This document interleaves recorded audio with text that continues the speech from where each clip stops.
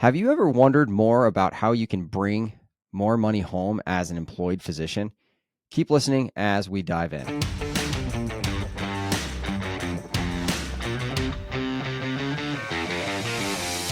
Welcome to the Money Meets Medicine podcast, where we talk all about the personal finance topics you wish you had learned in medical school.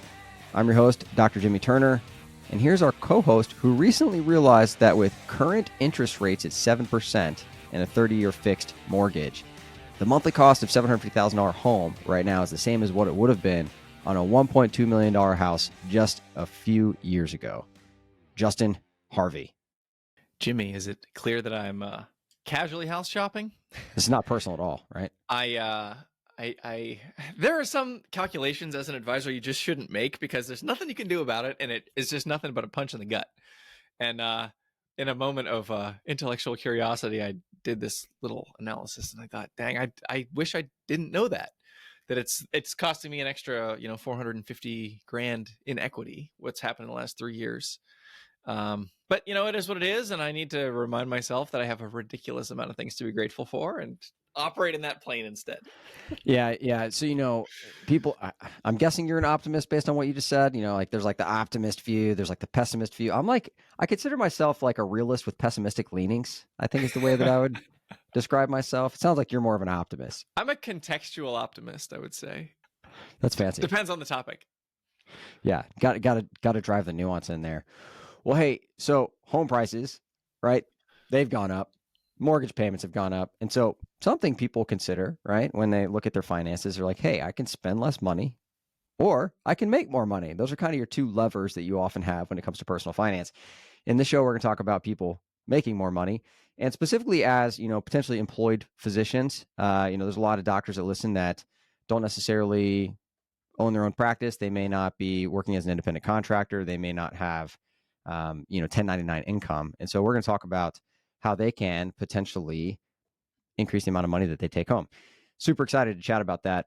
So longtime listeners, you all know this is the time of year you need to be considering all the things that you need on your financial task list. So whether that's career coaching, getting a student loan plan, own occupation disability insurance, we can help you with all of that at moneymeetsmedicine.com. We love helping the docs that are on the show and appreciate all the people that reach out. If you ever have questions about anything that we help you out with, you can always send me an email at jimmy@moneymeetsmedicine.com. I'm happy to point you in the right direction. If we can help you, fantastic. If not, there's a really good chance that I know someone who can. And so always happy to hear from the audience. And as we're on that plug, share the show with other people. It really does make a difference and gets the word spread out to other people that can listen to Money Meets Medicine so that they can benefit their financial and career aspects of their lives. Justin, I figured the way we could shape this, right, is maybe go from like easiest to hardest or like easiest to like most nuanced / difficult for a W-2 employee. And I think I can relate pretty well to this, right? Now, I'm kind of a hybrid. I've got the W-2 income that I make as an anesthesiologist. I'm an employed academic physician, so very much understand the nuances of that situation. I'm in it as well as many of my friends. I do also, have some income that comes outside of the hospital, and maybe we can talk about that, towards the end of this list. That said, from like a W-2 standpoint, I remember finishing training and I remember having $200,000 in student loans, and public service loan forgiveness was not a thing. Like people just didn't do it back then. And I honestly forbeared on my debt for 5 years because of forbearance steering, which now everybody gets credit for, but I didn't back then. All I knew is that I need to pay $200,000 off, and I wanted to do as quickly as I possibly could. And so as an anesthesiologist who works in a shift work specialty, the solution to that, to make more money as a W-2 employee, is to pick up more shifts. And so I slogged and crushed myself for like 2 years to pay off $200,000 in 19 months after I finished training. And that was by working like, I want to say 1.5 FTE is what I ended up doing for those 2 years. And while I still had, by the way, like the blog and like, everything else was going, I was publishing 3 posts a week back then. Like I was an absolute glutton for punishment. So from like a mental hurdle standpoint, I think that is the easiest solution to earning more money as a W-2 employed physician. That does not make it the easiest in like real life practicality because it sucked, to be honest with you. But certainly that's got to be the easiest way to make more money, right? I would say it is a low barrier to entry. And as you're describing this, I'm harkening back to when you and I met at FinCon like 4 or 5 years ago in Florida. And I was just thinking, this guy is ferociously intense. And that was all I really knew about you back then. And you were sort of at the beginning of your journey. That's right. It hasn't. It has evolved and matured in many beautiful ways. Uh, I, as a quick aside on this item, understanding what is the impact of you picking up a shift on your career, on your finances is a really important data point to have for any doctor. And especially as you're looking at prospective offers, understanding the incentive, the financial incentive associated with call, associated with extra shifts, associated with overnight. Is it 12 versus 24? And what's the pay differential there? That's a huge, huge thing. And for anybody who's going to be W-2 employed, I could argue it's one of the biggest factors about your job is how much more money am I going to make if I pick up a Saturday call that I wasn't going to have originally? Is that going to be an extra $5,000 on my checking account? Or is it just going to be like part of the expected duties because you're on the partner track and you're locked in at a $300,000 salary no matter what? And there is zero incentive for call. Whenever there's a very low economic call incentive, that's when we see the wild disparity in the established partners who never take call and the young associates who are the little worker bees, shall we say. So this is really, really important. Yeah, that actually reminds me too of something I didn't originally put on this list, which is not accessible to everybody, but for some people, they're allowed to work locums opportunities outside of their employer. And so, which is kind of a double-edged sword, to be honest with you. Like, I think by the hour, I make right now probably 25% to a third of what I'd make doing locums by the hour. And so now that I get like just bombarded with locums opportunities because where anesthesia is at the moment, I'm constantly like, well, hey, what's the pay rate? And they're like, well, it's $400 an hour. And I'm like, well, that's very different than what I make currently as a W-2 employed physician. And so the double-edged sword is like, yeah, I could pick up locums shifts and obviously have to travel, and that the barrier to entry there is harder just because of probably family dynamics, particularly if you're married, and that you do have to get credentialed and all that sort of stuff. It kind of is, it's a change in your life for the period of time that you go to do the locums work. But that's kind of an alternative view on picking up shifts, like not just at your employer, but if you're allowed to do locums, then you could also consider doing that, right? Yeah. Another important thing to think about, and we talked about this a few episodes ago, is if you want to do something like this, working externally, and any of the ideas that follow, you've got to have it in your employment agreement that you're allowed to. Now, some of these are removed enough that there's really no cause for your employer to get involved, like a real estate, for example, which we'll talk about. But anything clinically, sometimes the terms of the non-compete or the terms of the employment restrictions are such that you can't do, not only can you not do locums down the street, you can't work your long weekend in Omaha if you live in the DC area. Why your employer should care about that, they shouldn't. But you got to make sure that this language, the language of your employment agreement, permits a lot of the things that we're going to talk about today. And if you're about to sign one, like make sure that it's as permissive as possible to just leave your options open. Yeah, and speaking of that, I think that one of the often overlooked ways, but technically is still easy because the worst you can get is a no, is negotiating for a pay raise, right? And I find this one to be really interesting because sometimes this feels like an individual fight, and it can be, right? So in academics, for example, you can go and ask for FTE support. Now they may laugh at you in your face because they just don't do that where you are, or they may say, well what do you want it for? And you're like, well, I'm doing these research activities, or I'm involved in this educational opportunity teaching the fourth year med students. I'm involved in leadership and I need more time for that. And depending on your specialty, that may provide you some academic time. In some weird specialties, like you can get academic time and still work a shift and actually make more money, which is unique to certain specialties. But it's often overlooked, right? And so this is one of the things people are like, "Hey, Jim, like how much do you work right now?" And I'm like, "Well, technically, believe it or not, in this upside down world in which I live, I'm 85% of an FTE. I'm 0.85. But then I get a 10-point reduction for the personal finance classes I teach the fourth year medical students, and being involved in that process and answering emails and providing the lecture series and helping them with questions and all that sort of stuff. And so that reduces the number of days I have to be at the hospital. Now, theoretically, I could work more and still make more money with that FTE reduction, but I choose not to. My time is more valuable to me.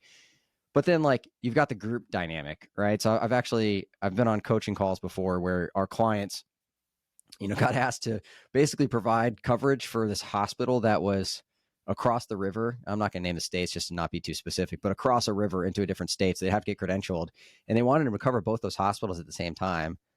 and just kind of talking them through like the negotiation tactic of like how to go have that conversation with administrators and tell them why they're being stupid without telling them that they're being stupid. And led to the group basically coming together and saying, hey, if we all unify and come together and say, we're not doing this because we need these obstacles to be met, one of them being pay. And then amazingly, the administrators came back and said, hey, I think that actually makes a lot of sense. We're asking you to do more work in different locations. And so we're going to increase your compensation and also hire more people to help you deal with the additional constraints that you now have.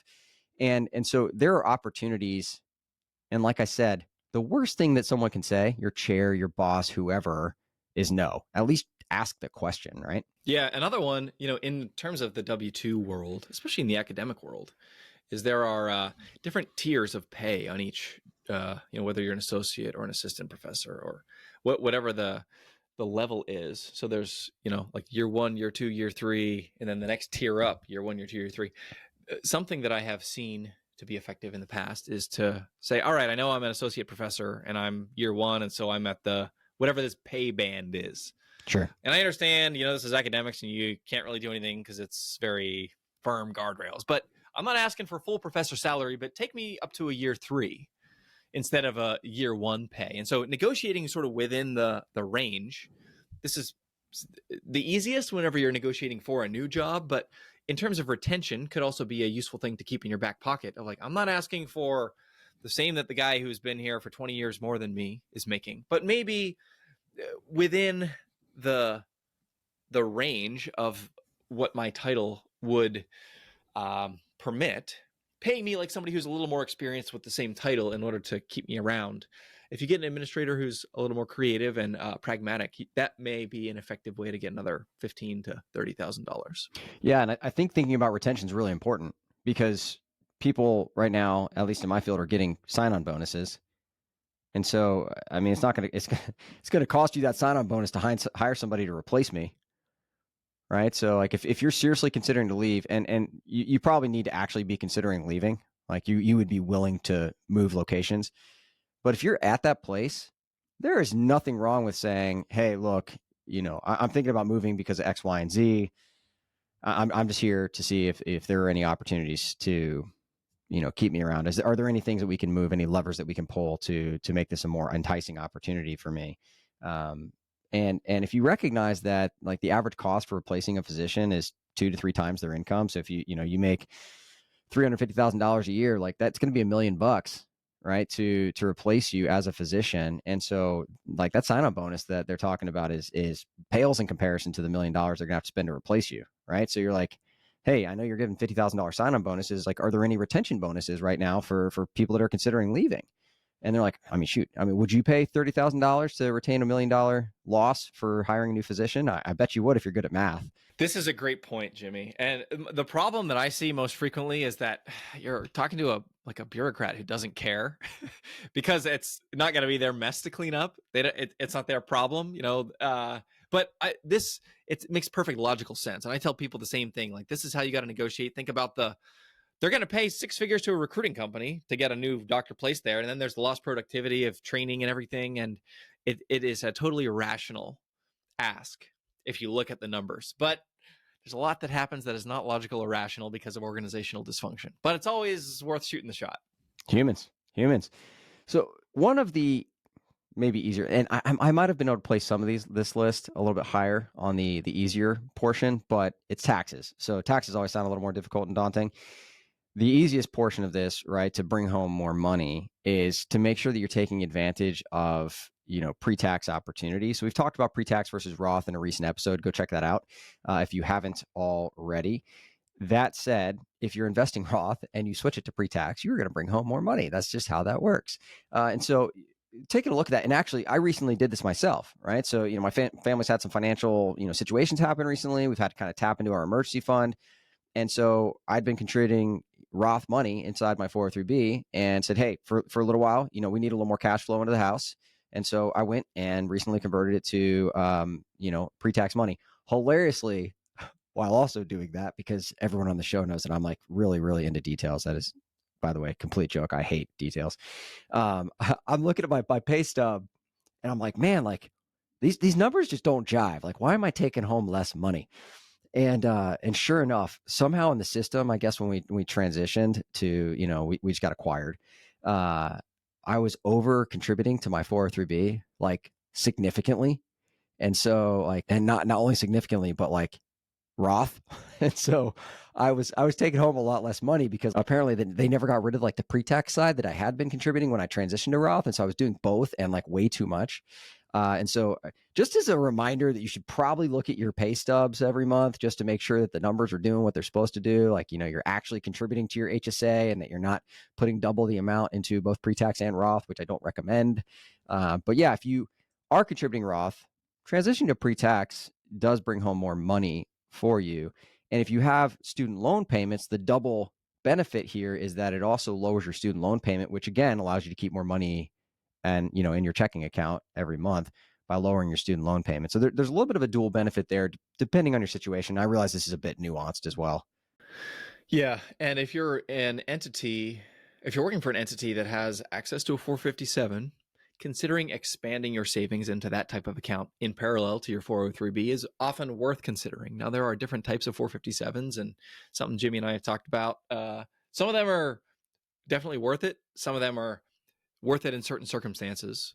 But it's always worth considering because it does reduce your taxable income. The one thing to be aware of is if it's a tax exempt 457, also known as a non-governmental. There's governmental and non-governmental are sort of one of the primary ways these are bifurcated. Governmental, you can think of that functioning like a 403b. You can roll it out when you leave and take it with you and continue to defer the taxes.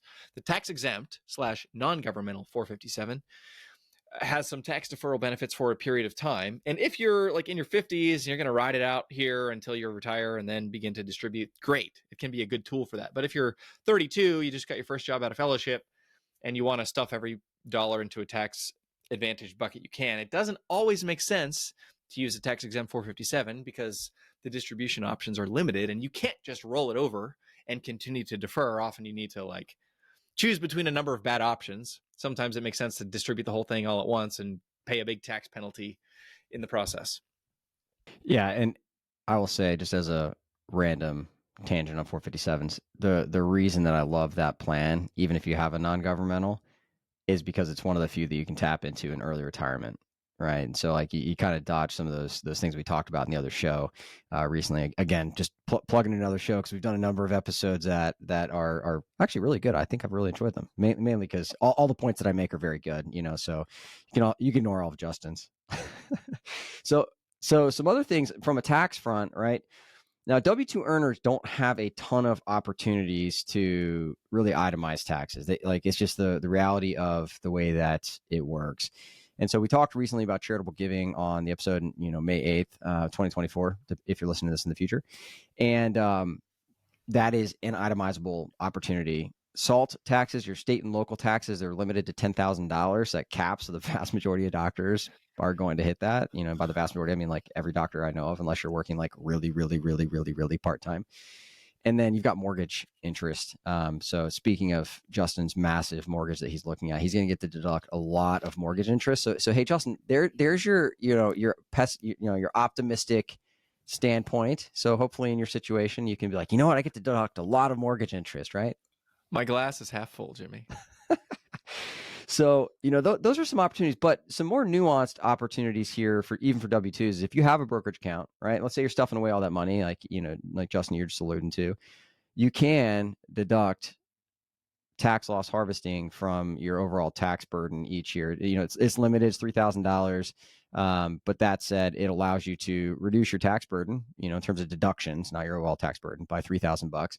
And so that's an opportunity to do that. And interestingly, last week we talked about financial advisors and one of the benefits of financial advisory services, and one of them is that your financial planner can perform tax loss harvesting for you to save you from some of these losses, which also will decrease your tax burden and increase the amount that you take home. Yeah. And on that point in particular, that $3,000 is to offset ordinary income. So if you make $300,000 as a physician and you realize some losses, we'll call it $10,000 of losses. Of that 10,000, you realize 3,000 can offset your 300 grand of gross income. So the actual tax benefit to use about $1,000 of reduced taxes. That's $1,000 of money in your checking account that wasn't there before. In addition, you create what's called a capital loss carry forward, assuming you don't have any other capital gains that you've realized. So you've got that $7,000 now. You start with 10, you use 3 for this year to offset ordinary income. You got 7 left. That 7 comes with you to the next tax year. And if you don't realize any gains and you make 300 grand again, you can use another $3,000 to offset that ordinary income.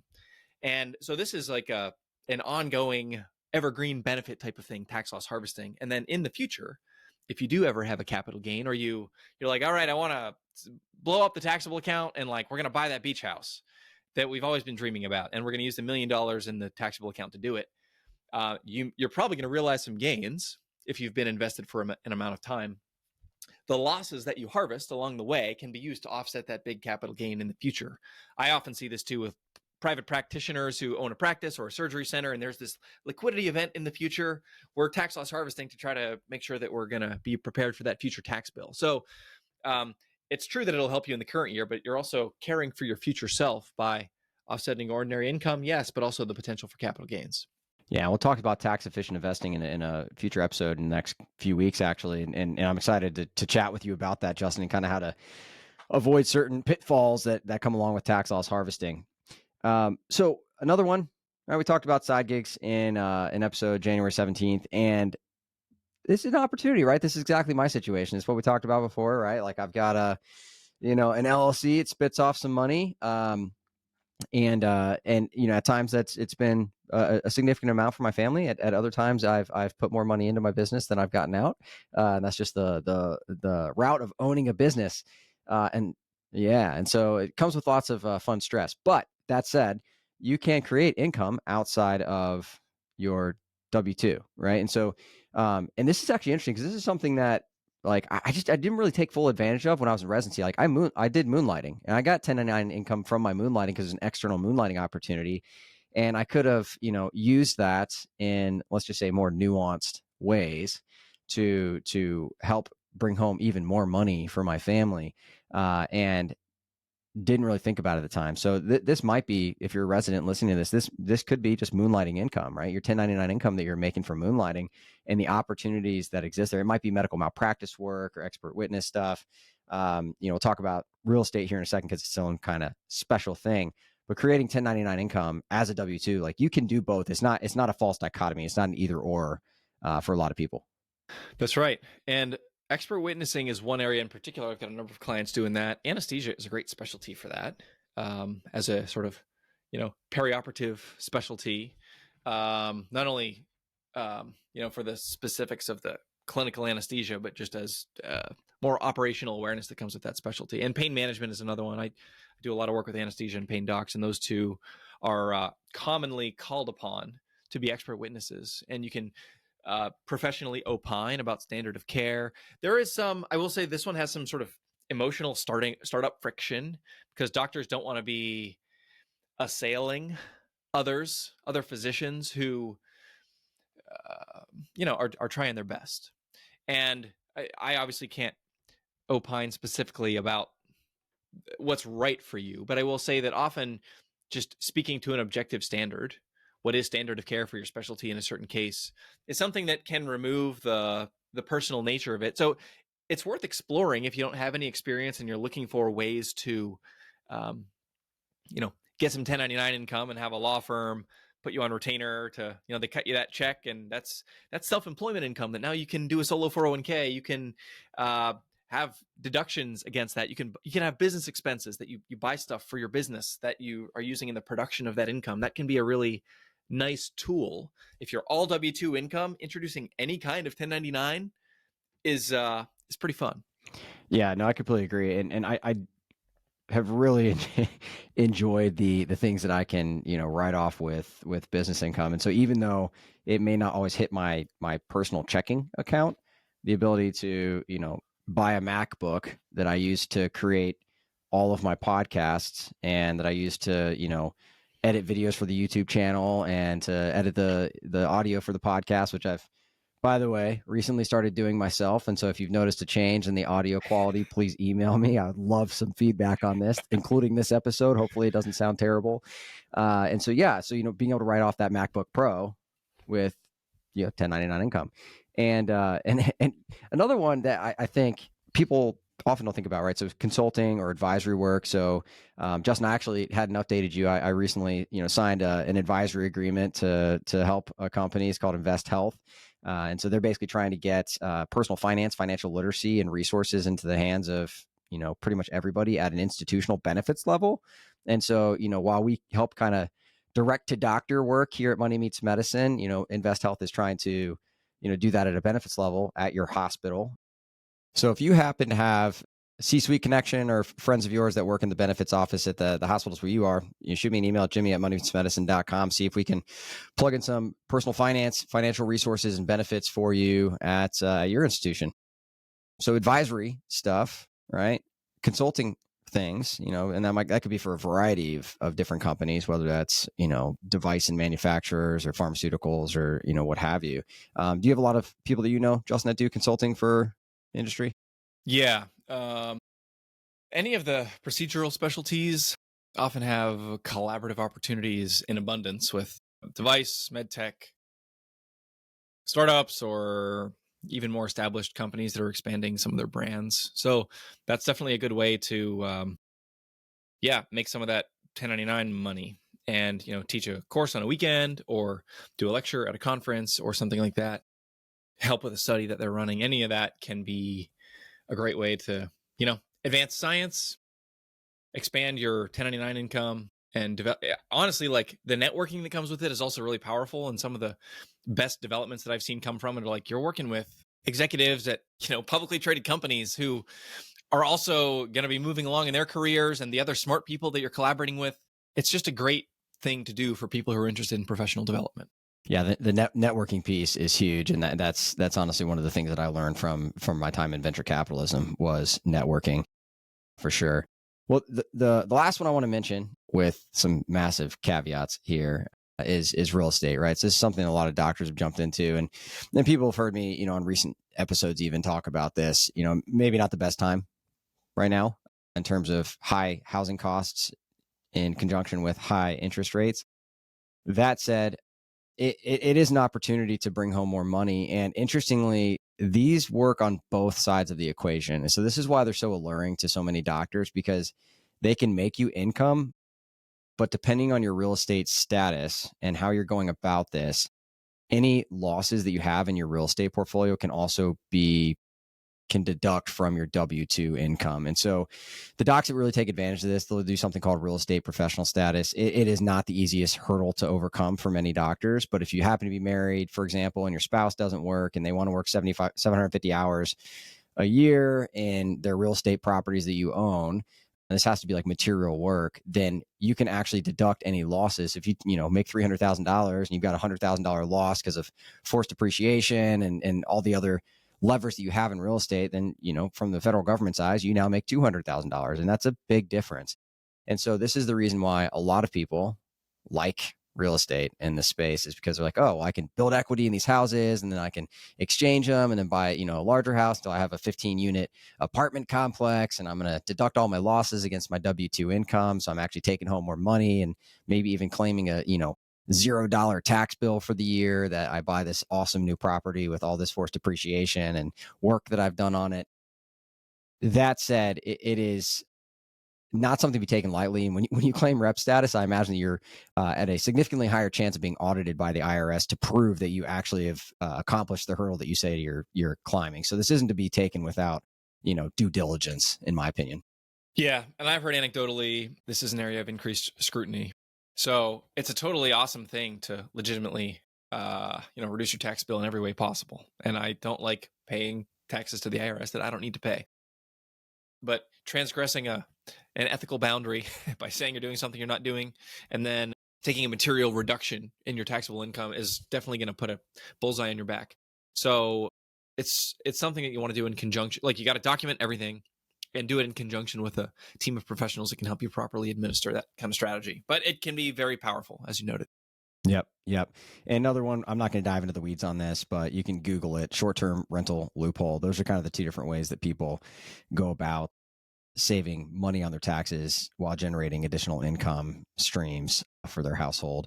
And that one's an interesting one that has had some changes, over time. It's not necessarily as advantageous as it used to be, but something worth considering. And so one other thing, and actually, Justin, you wrote down a note here, and this is making me think about it as I'm reading through it. Like, we always prepare for our show. We write down some things we want to talk about. And one of the levers that I've pulled as a W-2 employee, to be honest with you, and I've shared this on the show recently, is I save less money, right? So because we saved so much early on and really kind of built, our net worth up significantly in those first 3 to 5 years, I actually save much less money now than I did 3 years ago. And by virtue of that, actually bring home more money. And so for those of you that are listening that are earlier in your career, earlier in your personal finance journey, and you really want to kind of plow things away for a few years, recognize that 3, 5, 7 years down the road, you can actually pull the string on that and kind of dial back your savings, bring home more money to create more cash flow by saving less money because you did the hard work up front. I wrote here questioning the assumptions. Like, do you need to have a 29% savings rate? I mean, it's awesome that you're like on your fast track to being independent by 49 of financial constraint, but freed into what? I think building the life that looks the way you want it to now, by maybe you're saving less, but you're expanding more of your time into things that are important to you. That's especially on a physician income, and obviously it depends on your geographic locale and other sort of fixed costs, but there's a lot of flexibility if you're willing to think creatively.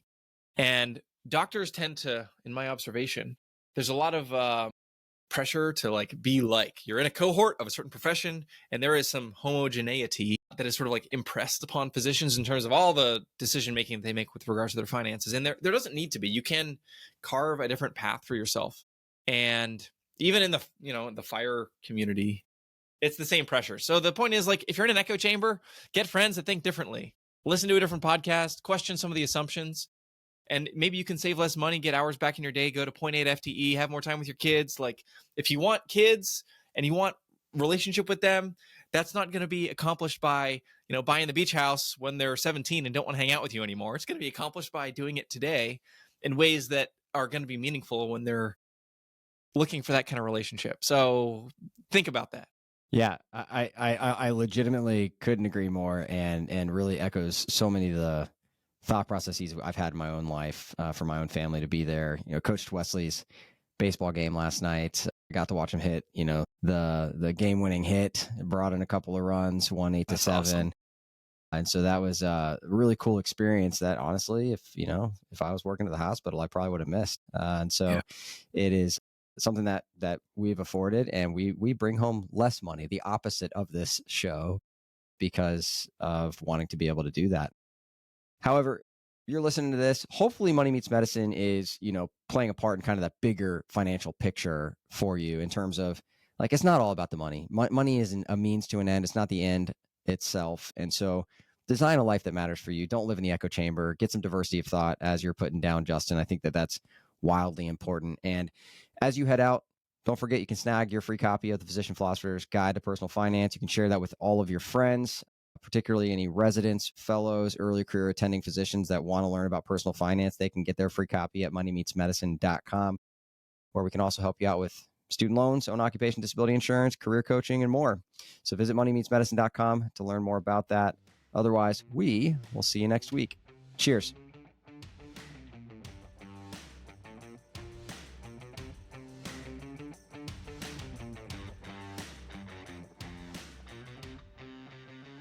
Justin Harvey is a certified financial planner at APM Wealth, where he helps anesthesiologists and pain medicine physicians.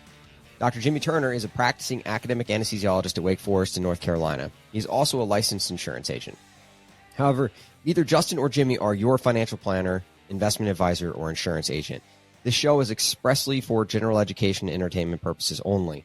Nothing should be considered financial advice. All views expressed are solely the views of the guests on the show and do not represent the views or opinions of their employer.